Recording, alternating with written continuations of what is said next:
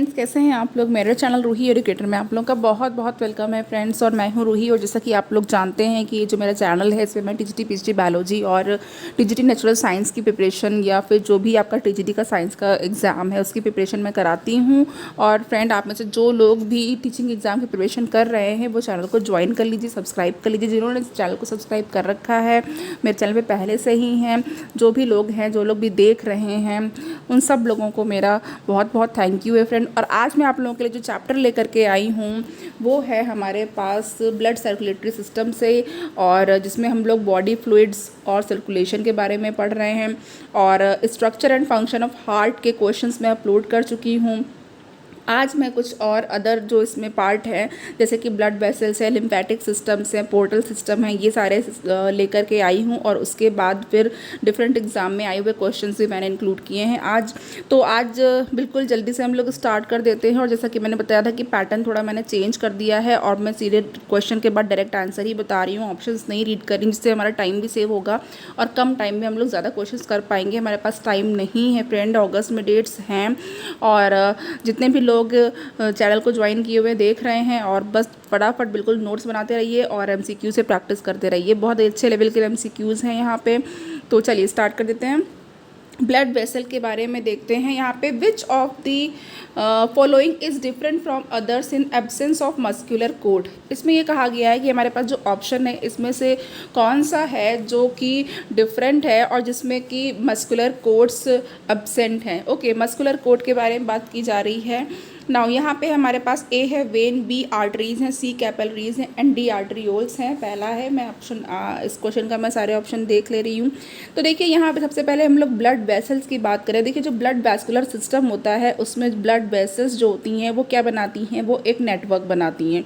Okay, वो एक tubular network बनाती हैं जिसमें कि जो बॉडी का जो ब्लड है वो फ्लो होता है। ओके, और आपको पता है कि जो है एक जो ब्लड वेसल का सिस्टम होता है वो ब्लड को हार्ट की तरफ ले जाता है। ओके, और उसके बाद फिर जो दूसरा सेट ऑफ ब्लड वेसल्स हैं, और जो दूसरा जो है सेट है वो क्या करता है, जो भी हमारे पास जो भी ब्लड होता है हार्ट से लेकर के वो कहाँ पे लेकर के जाता है, वो हमारे जो डिफरेंट लिम्स होते हैं, बॉडी पार्ट्स होते हैं, वहाँ पे सर्कुलेट करता है। तो देखिए अगर हम लोग ब्लड वेसल के स्ट्रक्चर की बात करेंगे तो स्ट्रक्चर में हम लोगों को क्या देखना है। यहाँ पे सबसे पहले देखिए स्ट्रक्चर में आप लोगों को याद कर लेना है। देखिए ट्यूनिका एक्सटर्ना होता है। ओके, ये ब्लड वेसल का मैं बता रही हूँ, ये स्ट्रक्चर है। और ट्यूनिका तो आपको सब में ही मिलेगा। Now tunica media, okay, tunica media, और एक है हमारे पास tunica interna. Okay, tunica interna. तो आप लोगों को कैसे याद रखना है इसको, आप लोगों को इसको याद रखना है। ट्यूनिका तो आप लोग जानते ही हैं, और इसको आप लोगों को अभी मैं बताऊंगी कि इसको ईजिली कैसे लर्न कर लेंगे। तो देखिए जो ट्यूनिका एक्सटर्ना होता है वो होता है आउटर मोस्ट लेयर होती है और लूज कनेक्टिव टिश्यू होता है। ना जो मीडिया होती है वो मिडिल लेयर होती है, और इसमें स्मूथ मसल्स होती हैं। ओके, सर्कुलर स्मूथ मसल्स होती हैं। नाउ जो ट्यूनिका इंटरना होती है ये इनर लेयर होती है, और इसमें जो है इलास्टिक मेम्ब्रेन होती है और एंडोथीलियम होती है।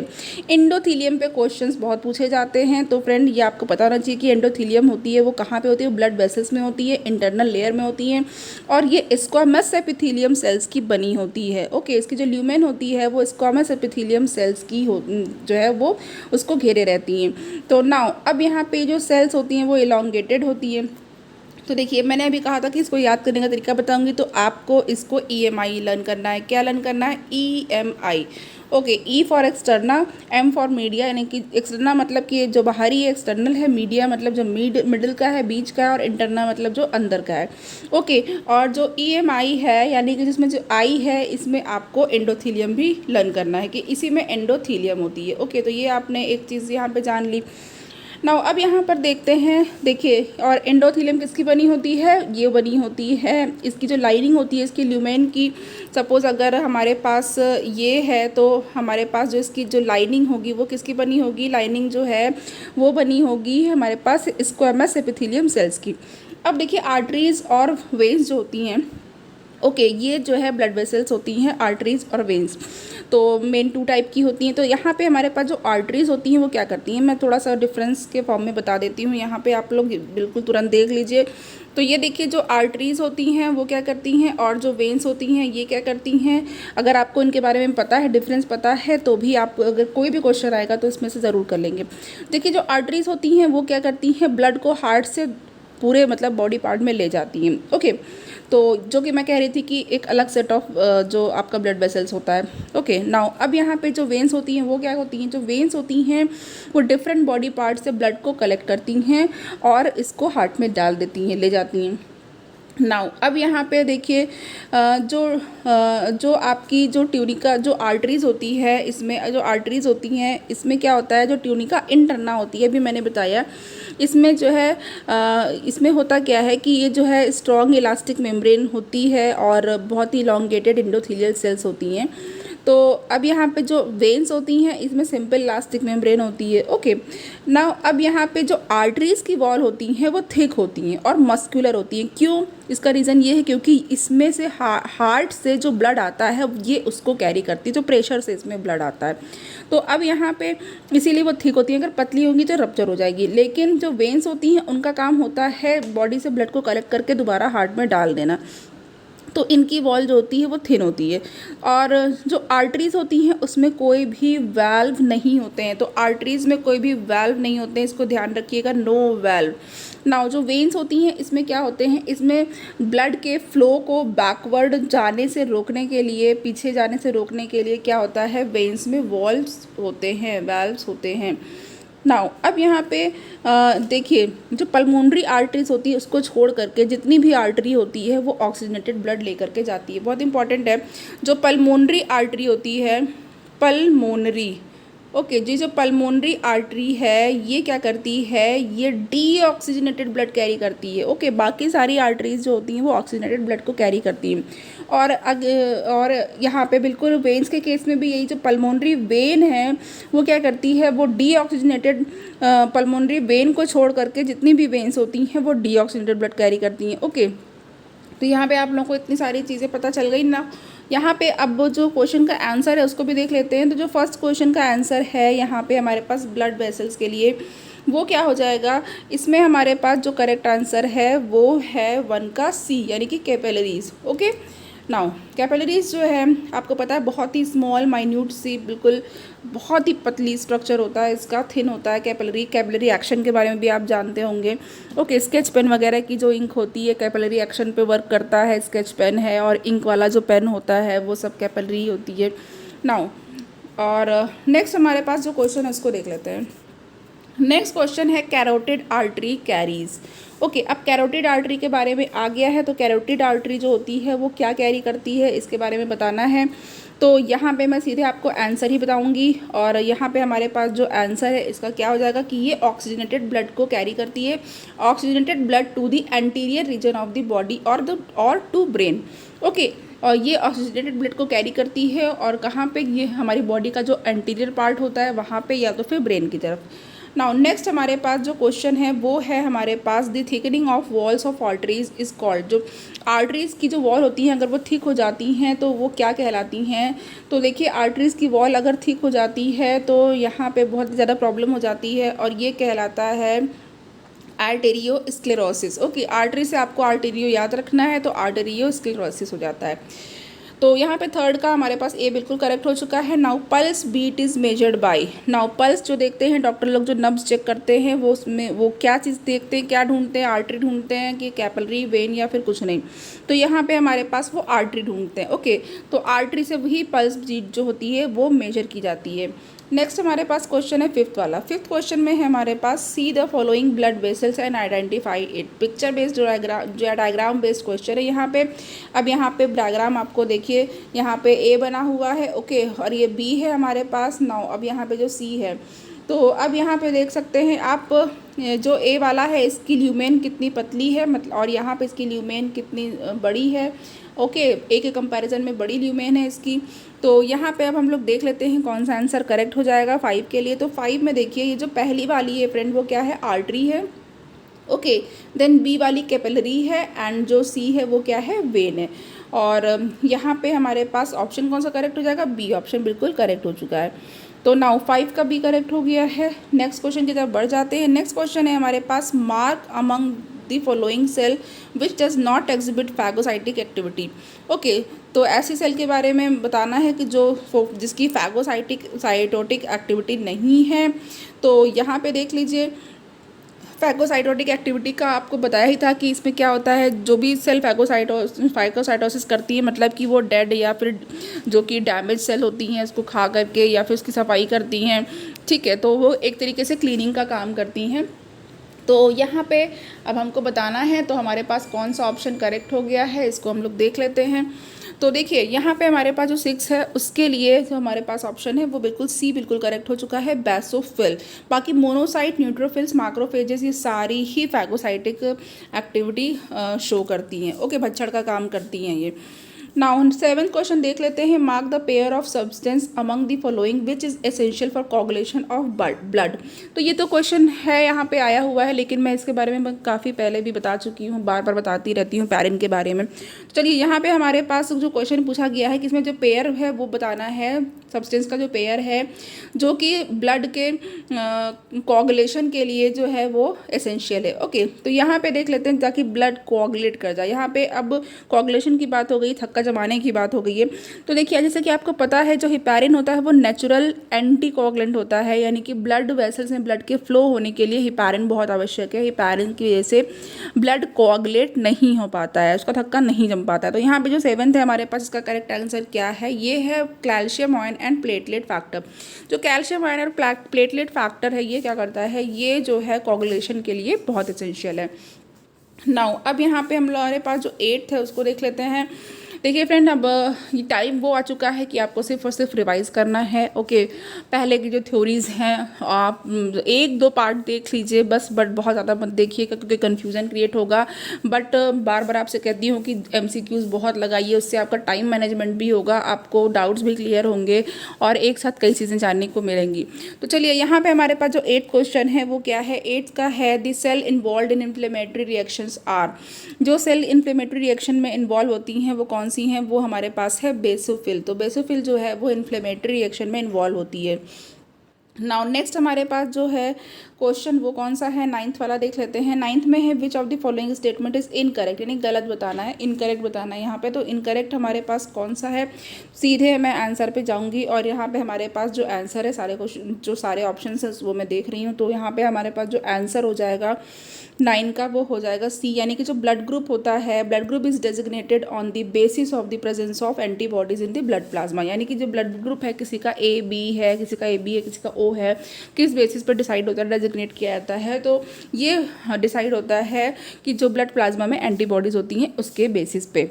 ओके, नाउ अब यहाँ पे हमारे पास जो आगे क्वेश्चन है उसको देख लेते हैं हम लोग। नेक्स्ट क्वेश्चन है हमारे पास 10th वाला। तो 10th वाले में हमें क्या देखना है, 10th वाला है कि all arteries carry oxygenated blood except. अभी जस्ट भी हमने बात किया हुआ था, तो आप लोग समझ ही जाएंगे यहाँ पे कि हम क्या कह रहे हैं और कौन सा आंसर यहाँ पे करेक्ट हो जाएगा। तो देखिए यहाँ पे जो 10 है, 10 का हमारे पास 10 के लिए हमारे पास सी बिल्कुल करेक्ट हो जाएगा। ओके, तो 10 के लिए हम लोग सी यानी कि पल्मोनरी बिल्कुल करेक्ट कर देंगे। नाउ नेक्स्ट क्वेश्चन की तरफ बढ़ जाते हैं। नेक्स्ट क्वेश्चन है हमारे पास 11, one of the common system observed in people infected with dengue fever. Dengue fever जब हो जाता है तो क्या चीज़ बहुत ज़्यादा बढ़ जाती है, क्या कॉमन सिम्टम जो होते हैं वो ऑब्जर्व करते हैं लोगों में हम जब डेंगू का इन्फेक्शन होता है। तो बिल्कुल आप सभी लोग जानते होंगे कि जो प्लेटलेट काउंट्स होती हैं, प्लेटलेट्स बहुत ही ज़्यादा गिर जाती हैं। ओके, तो प्लेटलेट्स काउंट गिर जाती हैं, ये सभी लोगों को पता है। डेंगू के बारे में बहुत ज़्यादा फैलता है डेंगू जब मौसम आता है इसका, तो और इसके बचाव के लिए भी गवर्नमेंट बहुत कुछ करती हैं। ओके, तो चलिए यहाँ पे हमारे पास देखिए, यहाँ पे देखिए फ्रेंड, ये जो ब्लड होता है, तो ब्लड में आपको पता है, ब्लड के बारे में मैं थोड़ा सा बताना चाहती हूँ कि देखिए जो ब्लड है, जो ब्लड बनने का जो प्रोसेस होता है, यानी कि जो ब्लड का फॉर्मेशन होता है उसको क्या कहते हैं, ब्लड फॉर्मेशन को कहा जाता है ओके, ध्यान रखिएगा, इसको नोट करिएगा, हीमोपोएसिस। ओके, ये होता है हीमोपोएसिस। तो ये आप समझ गए। ओके, ये क्या है, ब्लड फॉर्मेशन, यानी कि ब्लड फॉर्मेशन का जो प्रोसेस होता है वो क्या कहलाता है, ये कहलाता है हीमोपोएसिस।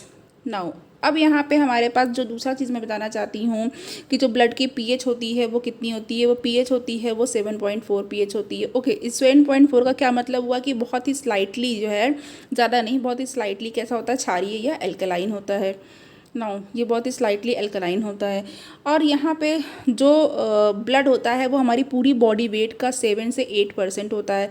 यानी कि जो ब्लड है वो हमारी पूरी बॉडी वेट का, शरीर के बाहर का कितना होता है, 60 से 8% जो है वो ब्लड बनाता है। नाउ अब यहाँ पे बाई अगर हम लोग वॉल्यूम की बात करें तो वॉल्यूम कितना होता है ब्लड का, वॉल्यूम जैसे कि हम लोग लीटर्स में नापते हैं, तो वॉल्यूम जो है हमारे पास ब्लड का वो 5 to 6 लीटर्स होता है। ओके, 5 to 6 लीटर्स होता है मेल में, पुरुषों में, आदमियों में। और जो 4 to 5 लीटर्स होता है, ठीक है, 4 to 5 लीटर्स होता है वो किस में होता है, वो हमारे पास फीमेल्स में होता है। ओके, वो होता है फीमेल में। नाउ और यहाँ पे हमारे पास जो अब क्या होता है, जो सेल्स होती हैं ब्लड की, उसमें कोई भी डिवीज़न की पावर नहीं होती, कभी डिवाइड नहीं हो सकती। जैसे कि जो आरबीसीज होती हैं, वाइट बीसीज होती हैं, सब डिवाइड नहीं हो पाती हैं। ओके, फाइबर्स बिल्कुल भी नहीं होते हैं, तो नो फाइबर, ब्लड में कोई भी फाइबर नहीं होता है, बिल्कुल टोटल एब्सेंट होता है, फाइबर कोई भी नहीं होते, नो फाइबर्स होता है। जो मैट्रिक्स होता है ब्लड का वो क्या करता है, जो मैट्रिक्स होता है ब्लड का वो जो है लीवर से सिंथेसाइज होता है। ओके, और लिम्फॉइड ऑर्गन से सिंथेसाइज होता है। तो मैट्रिक्स किससे सिंथेसाइज्ड होता है ब्लड का, वो लीवर से सिंथेसाइज होता है, लीवर में सिंथेसिस होती है। नाउ जो कंपोजिशन होता है ब्लड का, उसमें यहाँ पे जो है प्लाज्मा कितना होता है, प्लाज्मा जो है वो होता है 55% तक, ब्लड में 55% तक प्लाज्मा होता है। ओके, और जो ब्लड कार्पसल्स होती हैं वो कितनी होती हैं, 45% तक होती हैं, जिसमें कि कौन कौन से ब्लड कार्पसल्स है आपको पता है, आरबीसी से, वाइट बीसी से और ब्लड प्लेटलेट से। ओके, तो यहाँ पे देखिए जो आपका बाकी जो प्लाज्मा है वो आपको पता है, जो मैट्रिक्स होता है ब्लड का वो क्या कहलाता है, प्लाज्मा कहलाता है। जो मैट्रिक्स होता है वो कहलाता है प्लाज्मा। और जो प्लाज्मा होता है इसका कंपोजिशन कहते हैं, प्लाज्मा में कम से कम 90% तक वाटर होता है। ओके, 90% से लेकर के 92% तक क्या होता है, वाटर होता है प्लाज्मा में। ओके, और जो सॉलिड पार्ट होता है इसका अब कितना बचा, 88 से लेकर 10% जो बचा है वो क्या होता है, इनऑर्गेनिक और ऑर्गेनिक कंपाउंड्स होते हैं। जैसे कि इनऑर्गेनिक कंपाउंड में क्या क्या है, जैसे आयंस होते हैं, प्लाज्मा में ही होते हैं सारे, कैसे sodium ion, potassium ion, calcium ion, chloride है, बाइकार्बोनेट है, सल्फेट है, फॉस्फेट है, क्लोराइड है।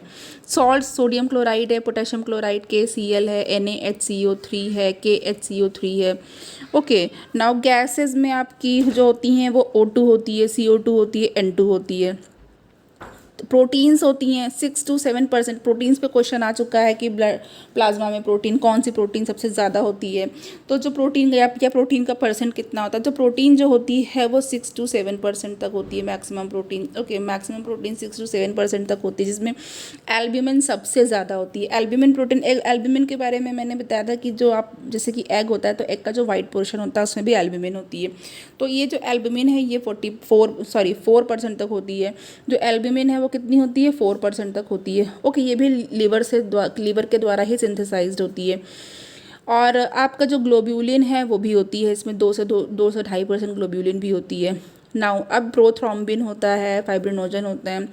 नाउ और ब्लड में क्या होता है, डाइजेस्टेड न्यूट्रिएंट्स होते हैं, जैसे कि जो भी हम लोग खाना खाते हैं उससे भी जो भी हमको न्यूट्रिशन मिलता है, अमीनो एसिड्स, ग्लूकोज हैं, फैटी एसिड, ग्लिसरॉल, सब अपने सिंपलेस्ट फॉर्म में होते हैं। ओके, तो इस तरीके से वेस्ट प्रोडक्ट भी होता है। वेस्ट प्रोडक्ट में क्या क्या होता है, urea, uric acid. Okay, urea है, यहाँ पे यूरिक एसिड है, यूरिक एसिड, क्रिएटिनिन है।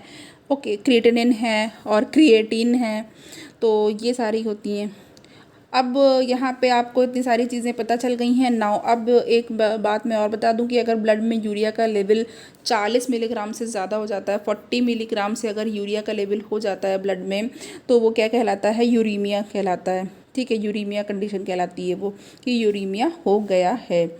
नाउ अब यहाँ पे हम लोग नेक्स्ट पढ़ेंगे। नेक्स्ट हमारे पास क्या है, नेक्स्ट क्वेश्चन देख लेते हैं, 12th वाला है। 12th में हमको देखना है कॉलम ए और कॉलम बी को मैच करा देना है। तो कॉलम ए और कॉलम बी में हम लोग देख लेते हैं क्या है। कॉलम ए है, इसमें फंक्शंस हैं, और जो कॉलम बी है इसमें क्या है, जो उसका आंसर है वो है। तो कॉलम ए देख लेते हैं, लिम्फेटिक सिस्टम, बी है pulmonary veins, C thrombocytes and D lymphocytes, and column B में carries oxygenated blood, immune response है, एंड थर्ड नंबर पे है to drain back the tissue fluid to the circulatory system and coagulation of blood.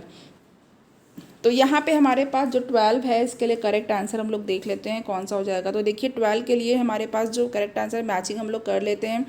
तो lymphatic system का जो matching करेंगे वो हम लोग क्या करेंगे, वो थर्ड से कर देंगे। तो drain back the tissue fluid to the circulatory system. Okay, pulmonary vein के लिए क्या होती है, पल्मोनरी वेन जो है ऑक्सीजनेटेड ब्लड को कैरी करती है। देन इसके बाद हमारे पास जो आता है वो होता है सी, यानी जो थ्रोम्बोसाइट है। थ्रोम्बोसाइट वो ब्लड का कोगुलेशन में हेल्प करती है, ब्लड का कोगुलेशन ऑफ ब्लड से रिलेटेड है। नाउ लिम्फोसाइट से हैं वो क्या करती हैं, इम्यून रिस्पॉन्स से रिलेटेड है। तो चलिए यहाँ पे हमारे पास जो करेक्ट आंसर है वो बी हो जाएगा। ओके, बी बिल्कुल करेक्ट है। नेक्स्ट क्वेश्चन की तरफ बढ़ जाते हैं। नेक्स्ट क्वेश्चन है हमारे पास, ये है diameter of capillaries of RBCs to pass should be. जो डायमीटर का जो होता है कैपिलरीज का, वो डायमीटर जिससे कि जो है कैपिलरी में से आरबीसी पास हो जाए वो कितना होना चाहिए। तो ये होना चाहिए आपका 4 माइक्रोन। इतना डायमीटर होता है जिससे कि उसमें से आरबीसीज यानी रेड ब्लड कैपिसल्स पास हो सकती हैं। नाउ 14 है हमारे पास, which artery is absent in frog. Important है यहाँ पे, फ्रॉग वगैरह का या फिर रैबिट का कुछ भी आता है तो पूछा जा सकता है। तो नाउ यहाँ पे हमारे पास जो 14 है उसका है फ्रेनिक आर्टरी। फ्रेनिक आर्टरी जो होती है फ्रॉग में नहीं पाई जाती है। फ्रेंड्स क्वेश्चन सारे इंपॉर्टेंट हैं, सब अच्छे अच्छे क्वेश्चन हैं। ओके, बस डिपेंड करता है आपका क्या प्रिपेयर है। जिसका अगर आपका प्रिपेयर है तो आप समझ लीजिए आप उसको जो है रीड कर लीजिए ऐसे ही और रिवाइज कर लीजिए। और अगर प्रिपेयर नहीं है तो आप उसको सब सारे क्वेश्चंस को इंपॉर्टेंट समझ करके बहुत अच्छे तरीके से आप लोग उसको माइंड में रख लीजिए। चलिए अब यहाँ पे ब्लड प्रेशर क्या है हमारे पास, ब्लड प्रेशर के क्वेश्चंस हैं, ईसीजी के पे क्वेश्चंस हैं। ईसीजी पे क्वेश्चन आ चुका है, कई बार आ चुका है, केवीएस में आ चुका है, केवीएस के पीजीटी में आ चुका है, फ्रेंड नवोदय में आ चुका है और आपका यूपी के टीजीटी पीजीटी में भी आ चुका है। इसका जो आपकी वेव्स होती हैं इस पर क्वेश्चन बनता है। तो देखिए यहाँ पे हमारे पास जो फर्स्ट है हमारे पास QRS इज़ रिलेटेड टू। तो अब QRS जो होता है वो किससे रिलेटेड होता है, ये हमारे पास वेंट्रिकुलर कॉन्ट्रैक्शन या फिर डीपोलराइजेशन से रिलेटेड होता है। ओके, ये जो QRS है ये वेंट्रिकुलर कॉन्ट्रैक्शन या तो फिर डीपोलराइजेशन से रिलेटेड होता है। अब यहाँ पे मैं आपको एक छोटा सा पिक्चर बना करके रिप्रेजेंटेशन जो है वो बता देती हूँ जिससे आपको सब चीज़ें याद आ जाएंगी। ये देखिए यहाँ पे इस तरीके से है, देन ऐसे, फिर ऊपर एक बहुत बड़ी सी पीक चली गई है, फिर यहाँ पर आइए। अब आपको याद आ गया होगा, ये मैं ईसीजी की बात कर रही हूँ और इसमें क्या क्या वेव्स होती हैं ये सब आप लोग को याद आ गया होगा। सॉरी ये वाला थोड़ा सा ओहो बैक हो गया, कोई बात नहीं, मैं फिर से ड्रॉ कर देती हूँ। चलिए यहाँ पे ऐसे है हमारे पास, देन ये, फिर उसके बाद हमारे पास ये पीक आ गया है फ्रेंड, और ये देन यहाँ पे हमारे पास ऐसे स्लोप एक, और ये छोटा सा है जो कि लास्ट वाले में बड़ा बन गया था जिसकी वजह से मैंने इसको इरेज किया है।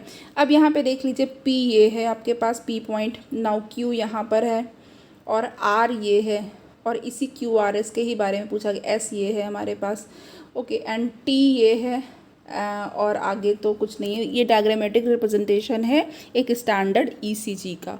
ओके, और ECG का जो फुल फॉर्म होता है वो क्या होता है, इलेक्ट्रोकार्डियोग्राम होता है। ओके, इलेक्ट्रोकार्डियोग्राम जो है वो एक ग्राफिकल रिप्रेजेंटेशन है इलेक्ट्रिकल एक्टिविटी का। किसकी इलेक्ट्रिकल एक्टिविटी, हार्ट की इलेक्ट्रिकल एक्टिविटी जब वो कार्डियक साइकिल में होता है। ओके, कार्डियक साइकिल के दौरान हार्ट की जो इलेक्ट्रिकल एक्टिविटी होती है उसको जब ग्राफ में खींचते हैं तो वो इलेक्ट्रोकार्डियोग्राम कहलाता है। और एक मशीन होती है जिससे कि ये ऑब्टेन किया जाता है और उस मशीन को इलेक्ट्रोकार्डियोग्राफ कहते हैं।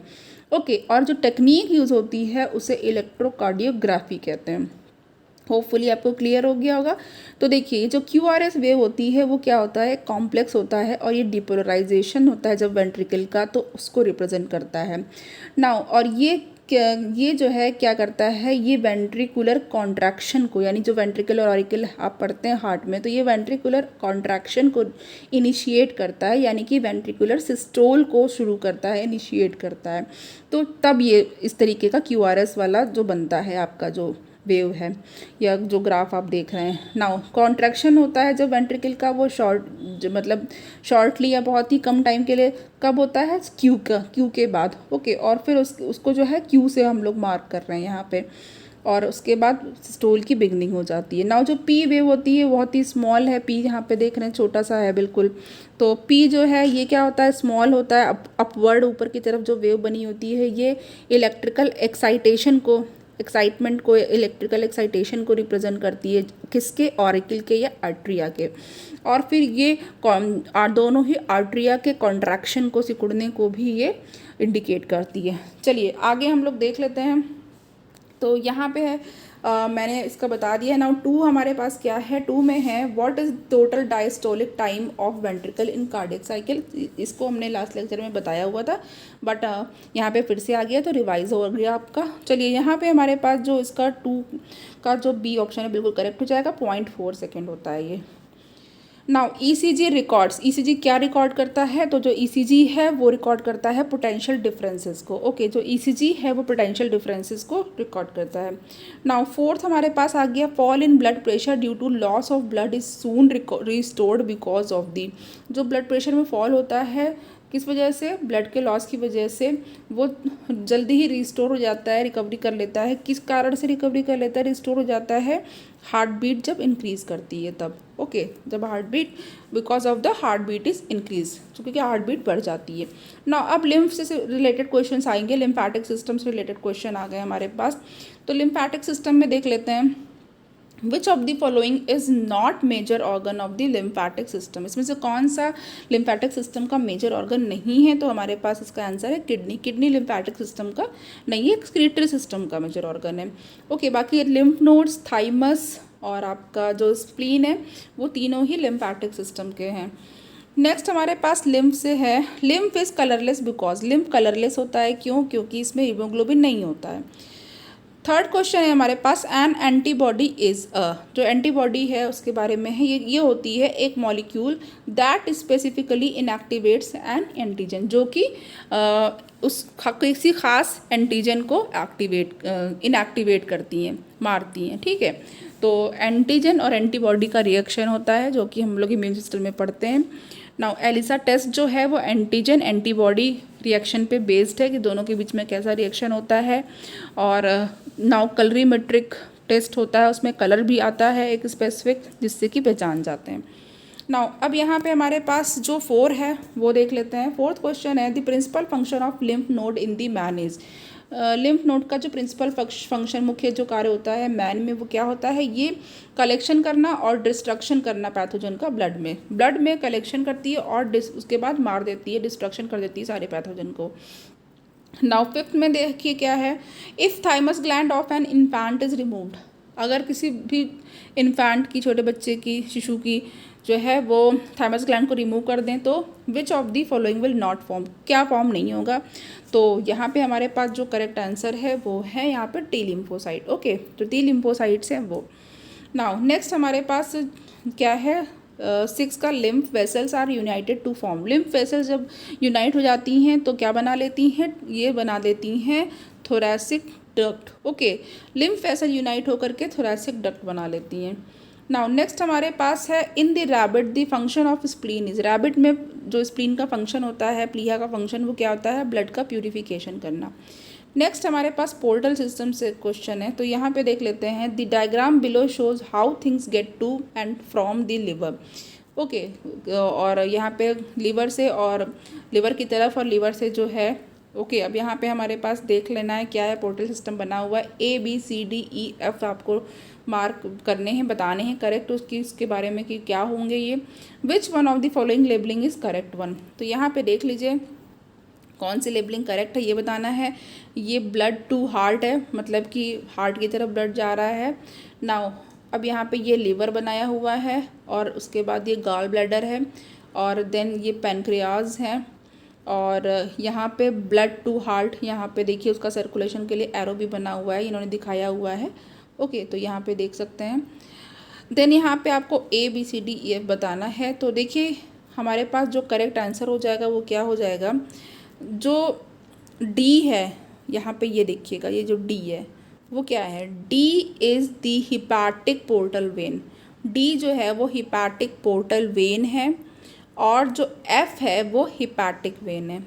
ओके, तो D हिपैटिक पोर्टल वेन है और जो F है वो क्या है, हिपैटिक वेन है। हिपैटिक वेन है, लिवर में गई है या लिवर में आपको दिख रही है तो हिपैटिक टर्म आप जोड़ लेना उसमें, हिपैटिक। ठीक है, तो चलिए अब यहाँ पे हमारे पास कौन सा ऑप्शन करेक्ट हो गया, यहाँ पे C बिल्कुल करेक्ट हो चुका है। नाउ नेक्स्ट क्वेश्चन की तरफ बढ़ जाते हैं। नाउ नेक्स्ट क्वेश्चन हमारे पास जो है वो क्या है, तो देख लीजिए हमारे पास अब ये जो क्वेश्चन है ये कुछ ऐसे क्वेश्चन है जो अलग अलग एग्जाम्स में आए हुए हैं डिफरेंट डिफरेंट बायोलॉजी के लिए। तो अब यहाँ पे हमारे पास systemic heart refers to, systemic heart जो होता है वो क्या होता है, सिस्टेमिक हार्ट से हम समझते हैं पूरा entire heart in lower vertebrate, यानी जो लोअर वर्टिब्रेट का जो पूरा हार्ट होता है उसको सिस्टेमिक हार्ट बोलते हैं। Now heart beat can be initiated by, heart beat किससे इनिशिएट हो सकती है, तो हार्ट बीट जो होती है वो साइनो ऑरिकल नोड, जिसको आप लोग ऐसे नोड जानते हैं, उससे इनिशिएट होती है। नाउ अब यहाँ पर हमारे पास जो थर्ड क्वेश्चन है वो देख लेते हैं। थर्ड क्वेश्चन में है typical lub dub sound heard in the heart beat of a healthy person are due to, lub dub की साउंड जो होती है वो क्यों आती है, फ्रेंड लास्ट लेक्चर देखिएगा ज़रूर, उसमें भी लब डब के बारे में मैंने बताया हुआ है। तो यहाँ पे हमारे पास है जब क्लोजिंग होता है ट्राइकस्पिड वॉल का और सेमिल्यूनर वॉल का, तो जब क्लोजिंग होती है ट्राइकस्पिड वॉल की तो लब आती है, और जब सेमिल्यूनर वॉल की होती है डब आती है। नेक्स्ट हमारे पास जो क्वेश्चन है फोर्थ वाला, इसमें फ्रेंड सारे बहुत ही इंपॉर्टेंट क्वेश्चन है इस वाले पार्ट में। Now bundle of his is a part of which one of the following organ in human, जो बंडल ऑफ हिस है वो जो है किस ऑर्गन का पार्ट है, तो आपको मालूम है ये हार्ट का पार्ट होता है बंडल ऑफ हिस। तो यहाँ पे हमारे पास 4 के लिए सी करेक्ट हो गया है। नाउ नेक्स्ट हमारे पास है which one is the correct route through which pulse making impulse travel in the heart, अब हार्ट में पल्स मेकिंग जो इम्पल्स होती है वो ट्रैवल करती है, तो उसका जो है जो करेक्ट रूट है वो बताना है हमको। तो करेक्ट रूट यहाँ पे कौन सा हो जाएगा, देख लीजिए सबसे पहले ऐसे नोड से इनिशिएट होगा, उसके बाद ए बी में जाएगा, ए बी नोड में देन बंडल ऑफ हिस, फिर परकिंजे फाइबर, फिर हार्ट मसल। ओके, तो अब क्या है आपको कैसे लर्न करना है यहाँ पे देख लीजिए। अब यहाँ पे आप ऐसे लर्न करेंगे, देन ए बी लर्न करेंगे, ऐसे ए बी या साव लर्न कर लीजिएगा, उसके बाद आप बी पी और उसके बाद heart muscle B P H learn कर लीजिएगा, B P H M learn कर लीजिएगा हार्ट मसल के लिए, या मसल तो आप जान ही जाएंगे कि हार्ट की मसल है वो तो लिखा ही रहेगा। तो आप क्या लर्न करेंगे, ऐसे ए बी या साव पूरा आप लर्न कर लीजिएगा, then B P H. Okay, तो इस तरीके से आपको पूरा इसका रूट पता चल जाएगा। ऐसे नोड से स्टार्ट होगा, देन उसके बाद ए बी में जाएगा, देन उसके बाद जो है आपका बंडल ऑफ हिस में जाएगा, B for bundle of His है, पी फॉर परकिंजे हो जाएगा, एच फॉर हार्ट मसल हो जाएगा। ठीक है, तो चलिए यहाँ पे हमारे पास जो फिफ्थ का जो करेक्ट आंसर है वो हमने बता दिया है, वो डी हो चुका है। नाउ सिक्स्थ हमारे पास देख लेते हैं। सिक्स क्या है, try lobed valve, try-lobed valve present between right atrium and ventricle in the mammalian heart is, तो यहाँ पे हमारे पास जो 6 है इसका जो करेक्ट आंसर हो जाएगा वो ट्राइकस्पिड और बेसियन इसको कहेंगे। ओके, ट्राई लोब्ड होता है, ट्राई कस्प होते हैं, 3 कस्प होते हैं, और ये right atrium and right ventricle के बीच में प्रेजेंट होता है, मैमेलियन हार्ट में प्रेजेंट होता है, इसको ट्राइकस्पिड या बेसियन बोलते हैं। नेक्स्ट हमारे पास जो क्वेश्चन है वो देख लेते हैं। नेक्स्ट क्वेश्चन में है हमारे पास फ्रेंड यहाँ पे विच one of the following animal has 2 separate circulatory pathway, अब यहाँ पे आपको बताना है इसमें से किस में 2 सेपरेट सर्कुलेटरी पाथवे हैं। तो आप सभी लोग जानते हैं वेल जो होती है एक मैमल होती है, तो वेल को कोई आप लोग फिश मत समझिएगा, ये मैमल होती है। ओके, तो मैमल आपको पता है मैमल में 2 सेपरेट सर्कुलेटरी पाथवे होते हैं। ओके, नाउ चलिए नेक्स्ट हमारे पास जो 8th है, chordae tendineae are found in, chordae tendineae किस में पाई जाती है, तो कॉर्डी टेंडनी के लिए हमारे पास ए ही बिल्कुल करेक्ट हो जाएगा, जो वेंट्रिकल होता है हार्ट का उसमें कॉर्डी टेंडनी पाई जाती हैं। नेक्स्ट हमारे पास है 9th question, the neurogenic heart is characteristic of, तो ये क्वेश्चन भी फ्रेंड आ चुका है पीजीटी में। तो यहाँ पे हमारे पास जो न्यूरोजेनिक जो हार्ट है वो हमारे पास लोअर इन्वर्टिब्रेट्स में पाया जाता है। नेक्स्ट क्वेश्चन की तरफ बढ़ जाते हैं। नेक्स्ट क्वेश्चन है in human blood passes from post caval to the diastolic right atrium of heart due to, तो इसके लिए हमारे पास जो करेक्ट आंसर हो जाएगा वो हो जाएगा जो प्रेशर डिफरेंस होता है पोस्ट केबल और आर्ट्रियम के बीच में उसकी वजह से। ठीक है, जो एक प्रेशर डिफरेंस होता है पोस्ट केबल एंड आर्ट्रियम के बीच में, इसकी वजह से ऐसा होता है। नाउ नेक्स्ट हमारे पास 11th है।